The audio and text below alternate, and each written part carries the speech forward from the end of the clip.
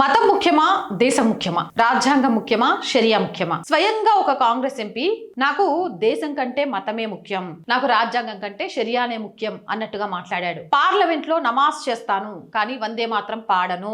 ఇది ఒక Congress MP parliament ఆవరణలో ఇచ్చిన స్టేట్మెంట్. తాజాగా అధికారిక కార్యక్రమాల్లో జాతీయ గేయం వందే మాత్రం ఆలపించడాన్ని తప్పనిసరి చేస్తూ కేంద్రం ఆదేశించడాన్ని కాంగ్రెస్ ఎంపీ ఇమ్రాన్ మసూద్ తీవ్రంగా వ్యతిరేకించారు. వందే మాత్రం ఇప్పటికే పాడుతున్నాం కానీ 6 చరణాలు చదవాలని చెబితే నేను చదవను, ఎందుకంటే నా మతం దానికి అనుమతించదు. ఇక్కడ రాజ్యాంగం ప్రకారం చెప్తుంటే మతం అనుమతించదు అంటే రాజ్యాంగం కంటే మతం గొప్పదా, ఈ దేశం కంటే మతం గొప్పదా? నాకు ఇక్కడ అంటే పార్లమెంట్ ఆవరణలో సజ్దా ఇస్లామిక్ ప్రార్థన చేయడంలో ఎలాంటి సమస్య లేదు. ఇస్లామిక్ ప్రార్థన చేయడానికి నీకు సమస్య లేదు కానీ వందే మాత్రం పాడడానికి సమస్య. కానీ నా మతం ఏమి చెప్తుందో అది పాటించే స్వేచ్ఛను నాకు భారత రాజ్యాంగం ఇచ్చింది అని ఎంపీ అన్నారు. ఇక్కడ మీకు ఇచ్చిన స్వేచ్ఛలే కనబడుతున్నాయి కానీ మీ బాధ్యతలు ఏంటి అనేది ఎందుకు విస్మరిస్తున్నారు? ఏ మతమైనా దేశం తరువాతే.